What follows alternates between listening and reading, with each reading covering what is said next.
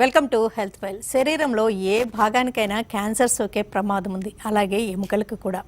ఎముకలకు సంబంధించిన క్యాన్సర్స్ అయితే మరి ఆ లక్షణాలు ఎలా ఉంటాయి, రకాలు ఎలా ఉంటాయి, బోన్ మీద కణితిని ఎప్పుడు క్యాన్సర్ అని అనుమానించాల్సి ఉంటుంది, నెగ్లెక్ట్ చేసే తలెత్తే కాంప్లికేషన్స్ ఏంటి, అసలు ఎలాంటి లక్షణాలు కనిపించినప్పుడు వెంటనే చెకప్ చేయించుకోవాల్సి ఉంటుంది, బోన్ క్యాన్సర్స్ సెకండరీగా ఉన్నప్పుడు ట్రీట్మెంట్స్లో ఏమైనా తేడా ఉంటుంటాయా, బోన్ క్యాన్సర్స్కి ఎందుకు ఆధునిక చికిత్సా విధానాలు, స్పెషలైజ్డ్ సెంటర్స్ అవసరం, ఈ వివరాలన్నీ అందించడానికి అమోర్ హాస్పిటల్స్ ప్రముఖ ortho oncologist and bone specialist doctor Kishore B Reddy గారు మనతో ఉన్నారు. ఆయన అడిగి మరిన్ని విషయాలు తెలుసుకుందాం. నమస్తే sir, welcome to the show.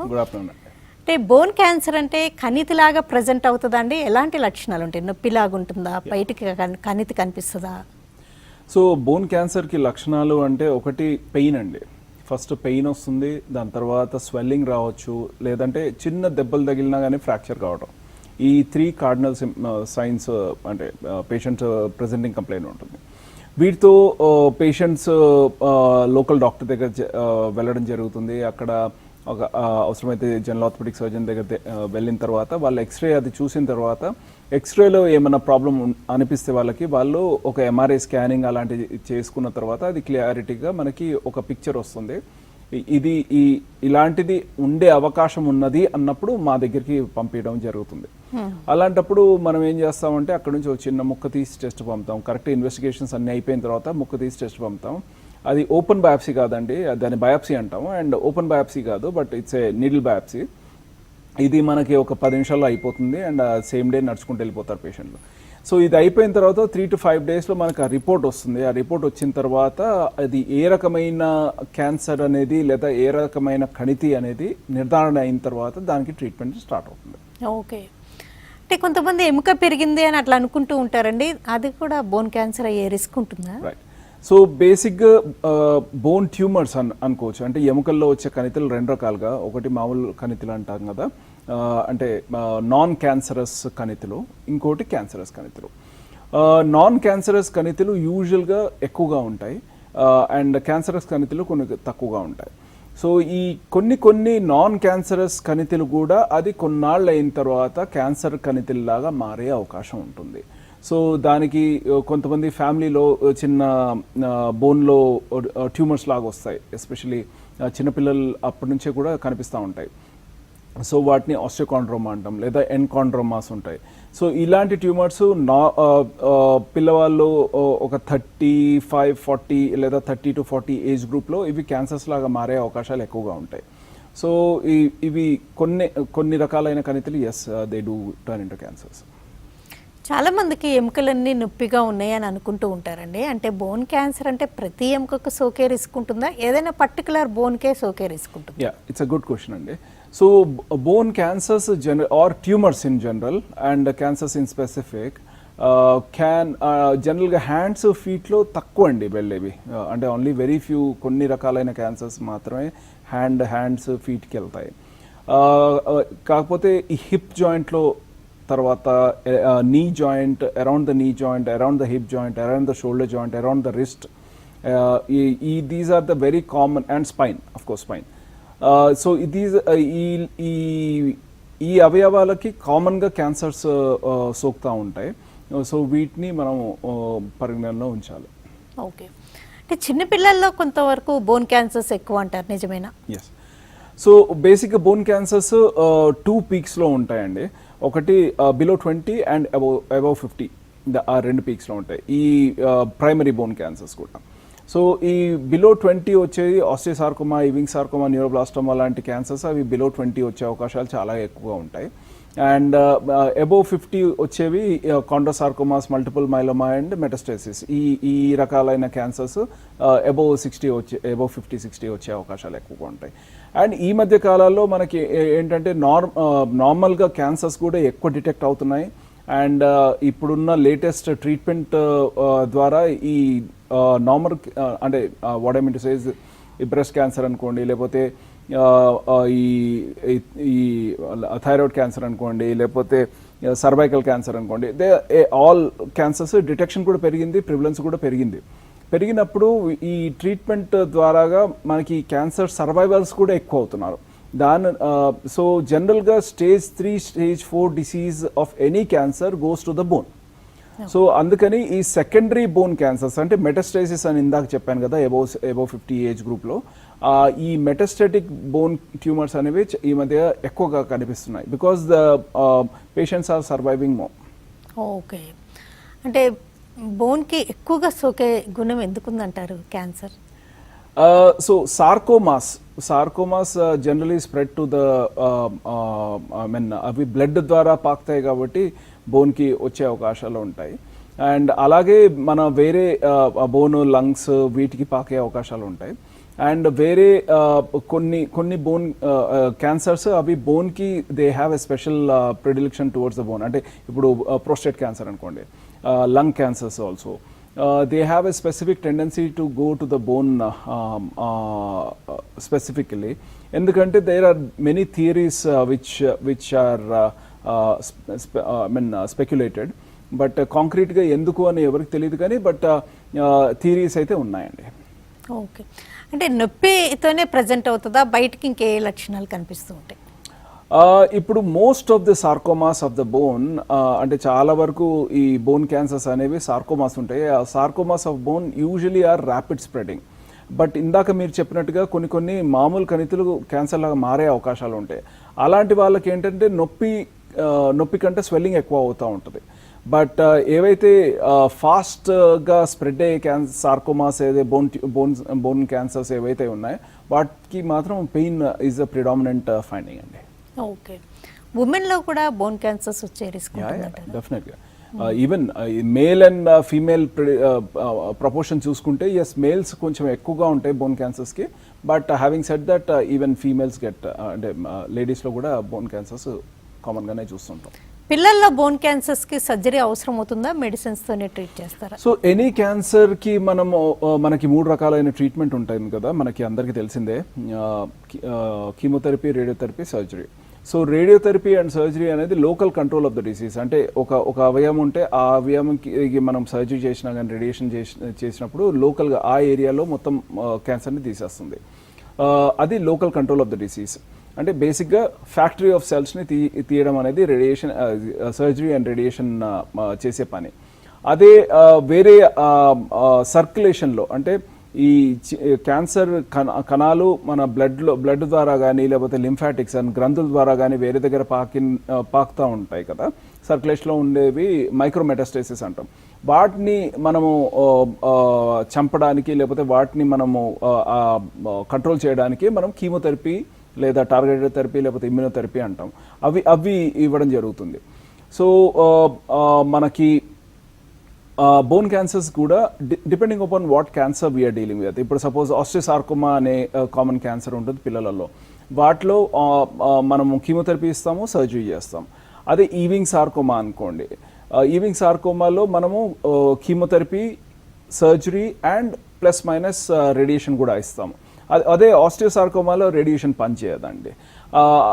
అదేవిధంగా మీరు ఎల్డర్లీ ఏజ్ గ్రూప్లో కానీ లేకపోతే సెకండరీ ట్రాన్స్ఫర్మేషన్ ఆఫ్ ఆస్టియోకాండ్రోమాస్లో మనకు కాండ్రోసార్కోమా అని వస్తుంది. కాండ్రోసార్కోమాలో వేరే ట్రీట్మెంట్ ఏది పనిచేద్దాం, ఓన్లీ సర్జరీయే పనిచేస్తుంది, రేడియేషన్ కీమోథెరపీ పనిచేయదు. అలాగే మనం మల్టిపుల్ మైలోమా అనే ఒక క్యాన్సర్ ఉంటుంది. అది కామన్గా మనకి ఎల్డర్లీ ఏజ్ గ్రూప్ అంటే అబౌవ్ 50-60 కనిపిస్తూ ఉంటుంది. సో అలాంటి దాంట్లో mainstream of treatment is chemotherapy and surgery కానీ రేడియేషన్ కానీ అవసరమైనప్పుడు మనం చేస్తూ ఉంటాం. సర్జరీ అంటే ఆ క్యాన్సర్కి గురైన భాగాన్ని తీసేయడమే కదా, ఎముకని ఎలా తీసేస్తారు? యా, సో మనకి ఎక్కడైతే మనకి క్యాన్సర్ సోకిందో అది మొత్తం ఆ పార్ట్ని మొత్తం తీసేసి దాన్ని మనం రీప్లేస్ చేస్తాం. రీప్లేస్ అదే బోన్ని మనం రేడియేషన్ ఇచ్చేసి లేదంటే లిక్విడ్ నైట్రోజన్లో పెట్టేసి మొత్తం క్యాన్సర్ కణాలు మొత్తం చంపేసి మళ్ళీ తీసుకొచ్చి దాన్ని ఫిక్స్ చేయడం అని చేయొచ్చు. లేదు అంటే మనం ఒక కృత్రిమ ఎముక పెట్టవచ్చు, లేదా వేరే వాళ్ళ ఎముక పెట్టవచ్చు. లేదంటే అసలు కొన్ని ఏరియాస్ ఆఫ్ బోన్స్లో మనము ఏ ఎముక పెట్టాల్సిన అవసరం లేదు. లైక్ ఫిబులా అనే అంటే కాల్ బోన్లో చిన్న బోన్ ఉంటుంది, ఆ బోన్లో అసలు మనం పెట్టాల్సిన అవసరం లేదు. ఓన్లీ కింద యాంకిల్ దగ్గర ఉంటేనే మనం దాన్ని రీప్లేస్ చేయాలి, లేదంటే అవసరం లేదు. అలాగే ఈ రిస్ట్లో చిన్న బోన్ ఉంటుంది, ఆ ఏరియాలో కూడా మనం అది రీప్లేస్ చేయాల్సిన అవసరం లేదు. క్లావికల్ ఏరియా ఉంటుంది, ఈ మీడియల్ ఎండ్ ఆఫ్ క్లావికల్లో మనం జస్ట్ మెష్ పెట్టినా సరిపోతుంది. సో ఇలాంటి ఏరియాస్లో మనం ఏం పెట్టాల్సిన అవసరం లేదు. ఎక్కడైతే అవసరం ఉందో వాటిలో మనం ఇప్పుడు లేటెస్ట్ టెక్నిక్ తోని మనము 3 డైమెన్షన్ ఇమేజింగ్ ద్వారా కస్టమ్ మేడ్ ఇంప్లాంట్స్ చేయొచ్చు. పేషెంట్కి కరెక్ట్గా సెట్ అయ్యే ఇంప్లాంట్స్ ఏవైతే తయారు చేయించేసి మనం అదే తీసుకొచ్చి ఫిక్స్ చేసుకోవచ్చు. This is one of the latest technique.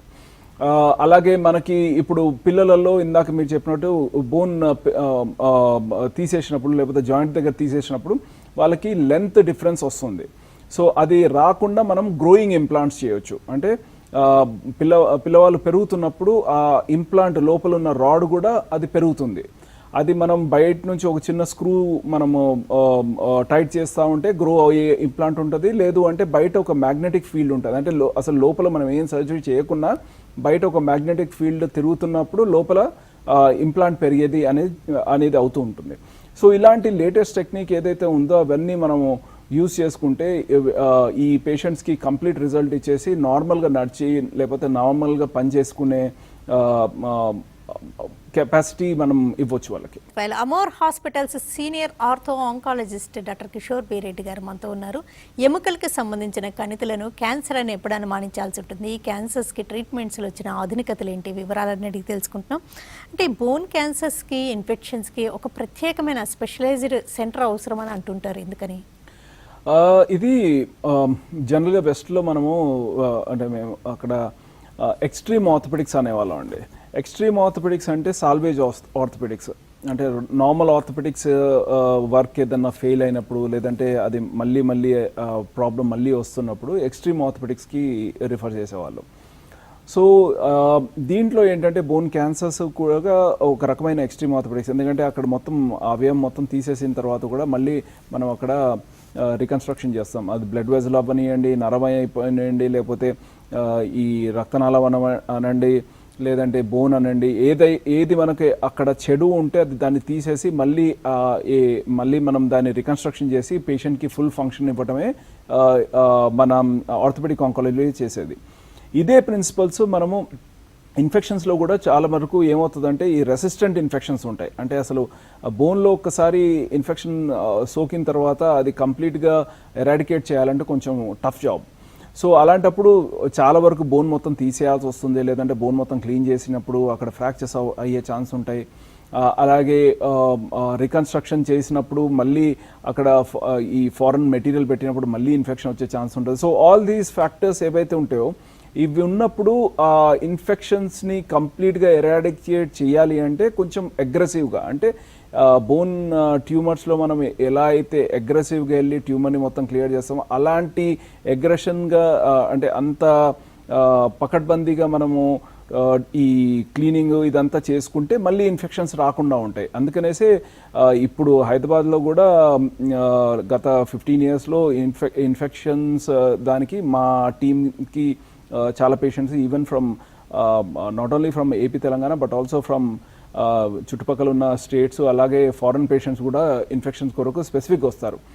అలాగే ఇలాంటి పేషెంట్స్ని డీల్ చేసినప్పుడు మనకి స్పెసిఫిక్ టెక్నిక్స్ ఉంటాయి అండ్ ఎక్విప్మెంట్ కూడా అవసరం పడుతుంది. అంటే ఇది మొత్తం బోన్లో నుంచి ఇన్ఫెక్షన్ మొత్తం క్లియర్ చేయడానికి స్పెసిఫిక్ ఎక్విప్మెంట్స్ ఉంటాయి. అలాగే లోపల ఇంప్లాంట్స్ ఆల్రెడీ ఏదైనా ఆపరేషన్ చేసి ఉంటారు. అలాంటి ఆపరేషన్ చేసినప్పుడు ఆ ఇంప్లాంట్ ఏదైతే రాడ్లు, స్క్రూలు, లేదంటే లోపల ఉన్న పరికర అంటే what ever the process is they అవి మొత్తం తీసేసి అక్కడ ఏమైనా సిమెంట్ ఉంటే సిమెంట్ని కూడా మొత్తం తీయడానికి వాటికి కొంచెం లేటెస్ట్ ఎక్విప్మెంట్ అనేది అవసరం పడుతుంది. అదంతా మన దగ్గర ఉంది కాబట్టి they come to us. So అలాగే ఈ ఇన్ఫెక్షన్స్ మళ్ళీ రాకుండా ఉండాలంటే we use a lot of technique including vacuum dressing అంటాము, అలాగే ఈ యాంటీబయాటిక్ బీట్స్ అంటాము, అండ్ ఇరిగేషన్, యాంటీబయాటిక్ ఇరిగేషను, ఇవన్నీ యూజ్ చేసినప్పుడు మళ్ళీ ఇన్ఫెక్షన్ కంప్లీట్ క్యూర్ అయిపోయి మళ్ళీ ఇన్ఫెక్షన్ వచ్చే ఛాన్సెస్ చాలా చాలా తక్కువ. మళ్ళీ ఇన్ఫెక్షన్ రాకుండా ఉంటుంది, అంటే కంప్లీట్ క్యూర్ రేట్ ఉంటుంది. సో ఇన్ఫెక్షన్స్ కూడా కొంచెం అగ్రెసివ్గా మనం ట్యాకిల్ చేస్తే దానికి కూడా కంప్లీట్ క్యూర్ ఉంటుంది. ఎముకలకు సంబంధించిన ఇన్ఫెక్షన్ ఉన్నప్పుడు ఆ సిమ్టమ్స్కి క్యాన్సర్ సిమ్టమ్స్కి ఏమన్నా తేడాలు ఉంటాయి అంటారా? ఇన్ఫెక్షన్స్ రెండు రకాలుగా ఉంటున్నాయి. ఒకటేమో ఒక రకమైన ఇన్ఫెక్షన్ అనేది అక్యూట్ ఇన్ఫెక్షన్, అంటే ఇప్పుడు చీము ఉంటుంది, తర్వాత అక్కడ ఫీవర్ లాగా వస్తుంది, తర్వాత అక్కడ వేడిగా ఉంటుంది. అది ఈవెన్ బోన్ క్యాన్సర్లో కూడా చీమ్ ఉండదు కానీ బట్ అక్కడ వేడిగా ఉండడము, ఫీవర్ రావడము, స్వెల్లింగ్ ఉండడము, బాగా పెయిన్ ఎక్కువ ఉండడము, ఇవన్నీ these are common things. And ఎంఆర్ఐలో కూడా అంటే ఎక్స్పర్ట్స్ ఉంటే we pick up very fast, but ఎంఆర్ఐలో కూడా అండ్ ఎక్స్రేలో కూడా కొన్నిసార్లు ఈ రెండింటి మధ్యలో కన్ఫ్యూషన్ అనేది జరుగుతూ ఉంటుంది. సో అలాంటప్పుడు experts advise in terms of surgeon అయినా కానీ లేకపోతే రేడియాలజిస్ట్ అయినా కానీ తీసుకొని అండ్ కంపల్సరీగా మనం ఈ బోన్ క్యాన్సర్ లేదా ఇన్ఫెక్షన్ అనే నిర్ధారణ చేసుకునేటప్పుడు ఒక చిన్న ముక్క తీసి టెస్ట్ పంపించిన తర్వాతే ఫైనల్ ట్రీట్మెంట్ చేసుకుంటేనే బెటర్ అండి. ఇంకొక కండిషన్ కూడా వింటూ ఉంటాం అండి, బోన్కి సంబంధించి టీబీ, ట్యూబర్కులోసిస్ బోన్స్కి ఉంటే ఆ సిమ్టమ్స్ ఎలా ఉంటాయి, మరి దానికి కూడా ప్రత్యేకమైన ట్రీట్మెంట్స్ అవసరమా? సో ట్యూబర్కులోసిస్ అగైన్ ఇందాక నేను చెప్పినట్టు ఇన్ఫెక్షన్లో ఒకటేమో అక్యూట్ ఇన్ఫెక్షన్, అంటే ఇందాక మనం డిస్కస్ చేసుకున్నట్టు వేడిగా ఉంటుంది, పెద్దగా ఉంటుంది, ఫీవర్ రావటం. అది కొన్ని క్రానిక్ ఇన్ఫెక్షన్స్ అంటే ఇందాక మీరు చెప్పినట్టుగా ట్యూబర్కులోసిస్, బ్రూసెలోసిస్ అలాంటివి. సో వాటిలో ఏంటంటే చీమ్ ఉన్నా కానీ అవి ఇలాంటివి ఏదైతే మనం అనుకున్నామో అక్యూట్ ఇన్ఫెక్టివ్ బాగా వేడికి కావడము, చీము అంటే విపరీతమైన నొప్పి రావడం అలాంటిది ఉండదు. నొప్పి ఉంటుంది కానీ మరీ అంత ఎక్కువ ఉండదు, అండ్ అంత వేడిగా ఉండదు. అది chronic infections like tuberculosis also come in to that. And అది ఈ మధ్య కాలంలో కొంచెం ఎక్కువే చూస్తున్నాము, కొంచెం ట్యూబర్కులోసిస్ కేసెస్ కూడా ఎక్కువే చూస్తున్నాము, అలాగే బోన్ ట్యూమర్ కూడా కొంచెం ఎక్కువే చూస్తున్నాము. వీటికి కారణం ఏంటంటే మల్టీ డ్రగ్ రెసిస్టెంట్ ట్యూబర్కులోసిస్ అనేది కొంచెం ఎక్కువగానే అవుతుంది. అందుకనే మన గవర్నమెంట్ కూడా అప్రోప్రియేట్ స్టెప్స్ కూడా తీసుకుంటుంది అండ్ ఈ పేషెంట్స్ అందరినీ మానిటర్ చేయడం అన్నీ చేస్తుంది. సో అగైన్ ఇలాంటి పేషెంట్స్ కూడా మనం డయాగ్నోసిస్ చేయడం చాలా ఇంపార్టెంట్. ఏంటి, ఎందుకు అది ట్యూబర్కులోసిసా కాదా లేకపోతే అని నిర్ధారణ చేయడం చాలా ఇంపార్టెంట్. అగైన్ దానికి కూడా ఈ బయాప్సీ అని ఇందాక చెప్పాను కదా, అది అంటే అక్కడ నుంచి ముక్క తీసి టెస్ట్ పంపడం చాలా వైటల్. యాక్సిడెంట్స్ కానీ ట్రామా కానీ లేకపోతే ఏదైనా ఫాల్స్ అయినప్పుడు సర్జరీస్ జరుగుతూ ఉంటాయి కదండి, వాటిలో ఒక్కొక్కసారి ఫారిన్ బాడీస్, మీరు ప్రోస్థెటిక్స్ అట్లాంటివి కూడా పెడుతుంటారు, బ్రేసెస్ అనేవన్నీ. వాటి వల్ల ఇన్ఫెక్షన్స్ లేదా సర్జరీ వల్ల ఇన్ఫెక్షన్స్ లేదా క్యాన్సర్స్కి కూడా ఏ రిస్క్ కూడా ఉంటుందా? యా, సో యాక్చువల్గా లోపల పెట్టే ఇంప్లాంట్స్ అంటే రాడ్లు, స్క్రూలు లేకపోతే ఇంప్లాంట్స్ వల్ల క్యాన్సర్ రిస్క్ అనేది లేదండి. బట్ అవి ఇన్ఫెక్ట్ అయిన తర్వాత, ఇన్ఫెక్షన్ వచ్చిన తర్వాత ఎక్కడైతే చీము వస్తూ ఉంటుంది, ఎక్కడైతే అల్సర్ లాగా ఫామ్ అవుతుందో, చీము వచ్చే అల్సర్ లాగా ఫామ్ అయ్యే దగ్గర అక్కడ స్కిన్ క్యాన్సర్ వచ్చే ఛాన్సెస్ ఉంటాయి. వెరీ క్రానిక్ అంటే ఒక 5 years 10 years అట్లనే వస్తుంటే ఆ అల్సర్ దగ్గర స్కిన్ క్యాన్సర్ ఒకటి వచ్చే అవకాశం ఉంటుంది. సో అండ్ కొన్ని వ్యాధులు లోపలే ఉంటాయి, పేజెట్స్ డిసీజ్ అని అలాంటివి కొన్ని సంవత్సరాల తర్వాత అది క్యాన్సర్ లాగా చేంజ్ అయ్యే అవకాశాలు లేకపోతే మారే అవకాశాలు కూడా కనిపిస్తూ ఉంటాయి. ఓకే, ఈ ట్రీట్మెంట్స్ తర్వాత లైఫ్ ఎలా ఉంటుంది? ఒకవేళ మీరు సర్జరీ చేశారు, క్యాన్సర్, లింబ్ సాల్వేజ్ సర్జరీస్ కూడా చేస్తున్నారు అంటే ఎట్లాగా? లింబ్ సాల్వేజ్ సర్జరీ అంటే ఎట్లా చేయగలుగుతారు? తర్వాత లైఫ్ ఎలా ఉంటుంది? సో లింబ్ సాల్వేజ్ సర్జరీ ఇందాక మనం చెప్పుకున్నట్టు క్యాన్సర్ ఒకటే కాదండి, అండ్ ఇప్పుడు ట్రామా ఉంటుంది అంటే ఫ్రాక్చర్స్ అవుతాయి. ఫ్రాక్చర్స్ అయినప్పుడు కూడా మొత్తం క్రష్ అయిపోతుంది లెగ్. క్రష్ అయినప్పుడు కూడా మనం ఓపెన్ చేసి అక్కడ బోన్ రికన్స్ట్రక్షనే కాదు, ఈ నరాలు, రక్తనాళాలు అన్ని రికన్స్ట్రక్షన్ చేసి పేషెంట్ని నడిపించడం చేస్తుంది. దట్ ఈస్ వాట్ అమోర్ హాస్పిటల్లో ఈజ్ ఫేమస్ ఫర్. సో ఇవి చేసినప్పుడు పేషెంట్కి మనం సర్జరీ చేయడం ఎంత ఇంపార్టెంటో, రీహాబిలిటేషన్ ఇమీడియట్గా సర్జరీ అయిపోయిన తర్వాత ఫిజియోథెరపీ రీహాబిలిటేషన్ కూడా అంతే ఇంపార్టెంట్. సో మన దగ్గర ఉన్న rehab program is very strong. So వాళ్ళు వచ్చి మనకి అంటే వాళ్ళు పేషెంట్ని టేక్ఓవర్ చేసి ఐడియల్గా రిజల్ట్ అనేది చూపిస్తూ ఉంటారు. దాని తర్వాత ఇప్పుడు మళ్ళీ ఈ పేషెంట్స్ని ఫాలో అప్ చేయడం. ఈ ట్యూమర్స్ ఉంటే ప్రతి 3 monthsకి 2 years వరకు ప్రతి 3 monthsకి ఒకసారి మనం చూస్తూ ఉంటాం. ఎందుకంటే ఈ ట్యూమర్స్, క్యాన్సర్స్ మళ్ళీ వచ్చే అవకాశాలు ఉంటాయి. సో వాటిని మనం చూసుకుంటూ ఉండాలి ఫస్ట్ 2 years వరకు. ఫస్ట్ 2 years వరకు మనకి ఇవి రాకపోతే జనరల్గా 90% మళ్ళీ ట్యూమర్ వచ్చే ఛాన్స్ ఉండదు, 10% రిస్క్ ఉంటుంది. అందుకనేసి 2 years నుంచి 5 years వరకు 6 monthsకి ఒకసారి చూస్తూ ఉంటాం. అండ్ 5 years నుంచి 10 years వరకు ఇయర్లీ వన్స్ చూస్తూ ఉంటాం. సో ఇది ఈ ప్రోటోకాల్ అండి ఇలాంటి పేషెంట్స్కి. ఓకేనండి డాక్టర్ కిషోర్ బి రెడ్డి గారు, థ్యాంక్స్ అలాట్ అండి. ఇంతకుముందు చేసిన ఆర్థో సర్జరీస్ ఫెయిల్ అయిన ఫెయిల్డ్ ఆర్థోపెడిక్స్ అయినా లేకపోతే మల్టిపుల్ ఫ్రాక్చర్స్ అయినా యాక్సిడెంట్స్లో ట్రామా కేసెస్లో లేదా ఇన్ఫెక్షన్స్ లాంటివి బోన్స్కి ఇన్ఫెక్షన్స్ టీబీ లాంటివి ఉన్నా లేకపోతే బోన్స్ ట్యూమర్స్ మన వీటిలో రకరకాలుగా ఉంటుంటే మ్యాలిగ్నెంట్ అయినా బినైన్ అయినా ఇలాంటి స్పెషలైజ్డ్ వాటిని స్పెషల్ ఆర్థోపెడిక్స్ని ఎక్స్ట్రీమ్ ఆర్థోపెడిక్స్ అంటూ ఉంటారని వీటిని కొంచెం టఫ్ కేసెస్ కాబట్టి వీటిని ప్రత్యేకమైన సెంటర్స్లోనే ట్రీట్ చేయించుకోవడం తప్పనిసరి. అలాంటి వాటికి అమోర్ హాస్పిటల్లో ప్రత్యేకమైన చికిత్సా విధానాలు ఉన్నాయంటూ Amor hospitals doctor Kishore B Reddy గారు తెలియజేశారు. ఇది వాళ్ళ health file. Keep watching TV5.